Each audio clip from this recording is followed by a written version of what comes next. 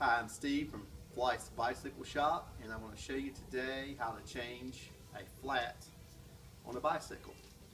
When you're out riding and you run over an object or anything to cause you to have a flat tire, you've got to be able to repair it. If you can repair it on the road, that's much better because it's going to save you time and money and also get you riding back as quickly as possible.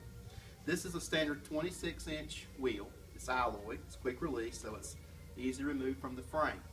The first thing we want to do is locate the valve, and we're going to remove the cap from the tube. We're going to set it aside. We're going to take, and these are called tire tools. And some tires you can remove without the use of these tire tools, but some tires are harder than others, depending on what style of bicycle you have, whether it be a fat tire or skinny tire. For the sake of this video, we're going to use tire tools. So what you want to do, you want to place a tire tool in front of the edge of the tire like that. Then you're going to come down a bit and grab another chunk. And you're going to slide it around easily, halfway, and you're removing the tire one side at a time from the rim. Once you have one side removed, you go to the opposite side. You take a tire tool, catch the tire, kind of force it over, and the tire comes right off. Now, we're going to remove the old tube from the tire.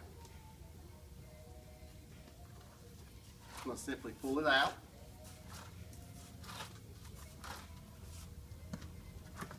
And lay it to the side, discard it. It's no good, we can't use it anymore. We're going to take the tire that we took off, and we're going to take our hand and we're going to run it around the inside of the tire, being very careful not to cut ourselves in case something went through the casing and sticking through the inside will not get your hand. And we're going to simply check the inside of this tire really well and make sure there's no object lodged in there that could puncture our new tube. And I like to do it maybe once or twice just to make sure it's free of debris or free of any object. A good trick to the trade is you can always start at the name of the tire and end at the name of the tire. That way you know you've done a complete circle and you won't get lost as much. Once you've done that and realize there's nothing left inside the tire, we're going to check the rim. We know the rim band dismounted when we remove the tube. But we're going to run around this rim and just check and make sure there's nothing on the rim that could hurt or impede a tube from being punctured as well. And we started at the valve hole and we end at the valve hole. Once you do that, you can put your rim band back on.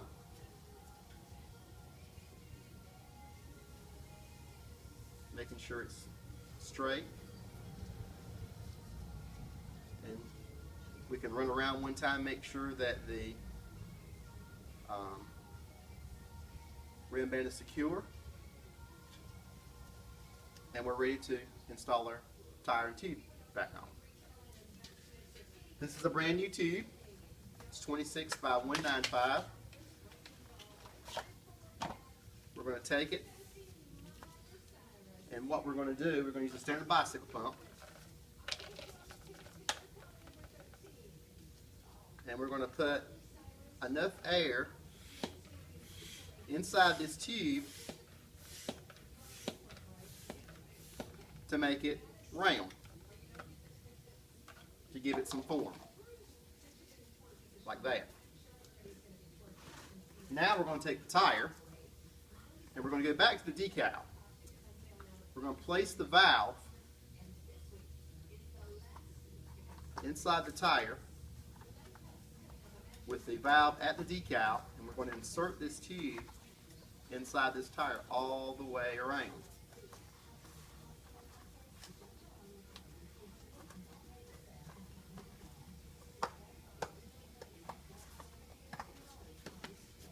Like that. Then we're going to take the rim,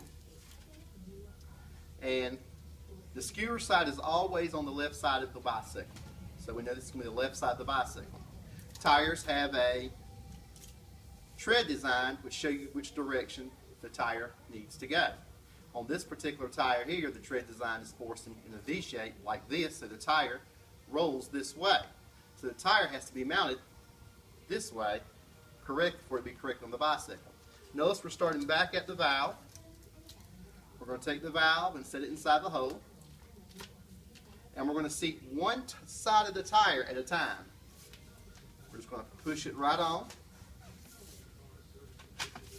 one side at a time. This side's not on yet. Once you do that, we're going to make sure our valve is straight. We're going to start back at the valve, and we're going to put the opposite side on.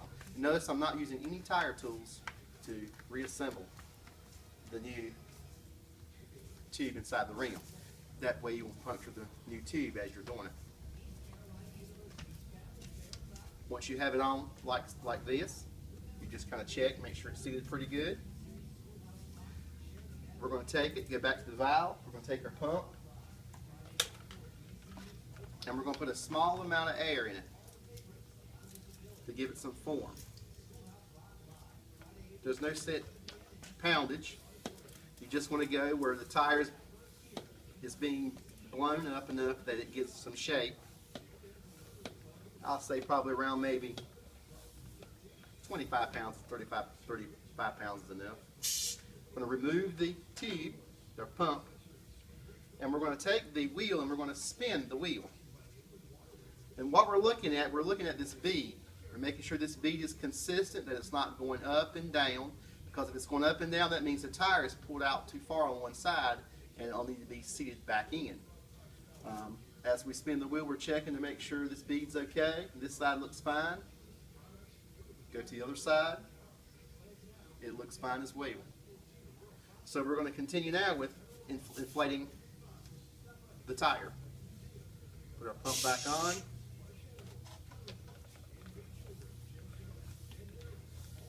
And this particular tire here, it tells you on the side of the tire what's recommended for the pressure that you should use. This particular tire here allows for the pressure anywhere from 40 to 65 psi. So anywhere within that range would be okay for you to use. The firmer the tire, the smoother the ride will be, especially on asphalt or hard packed surfaces.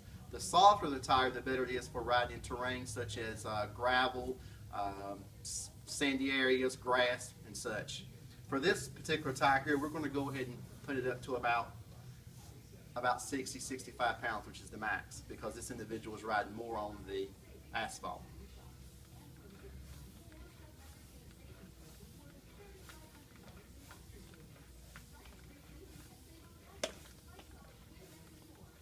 Usually when I get about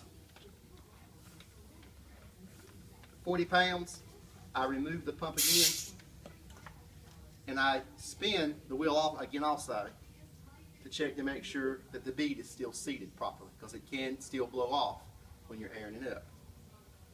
On this particular wheel, everything looks okay, so we can continue with our inflation.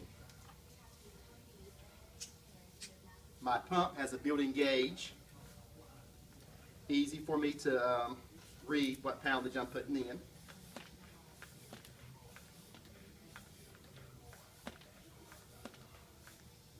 And once we have it up to the proper inflation, remove the hose, put on the valve cap, give it one last spin, and there you have the installation of a new tube inside of a tire that has been punctured. I hope you learned something today. Thank you so much for allowing me to show you what I can do with my bicycle.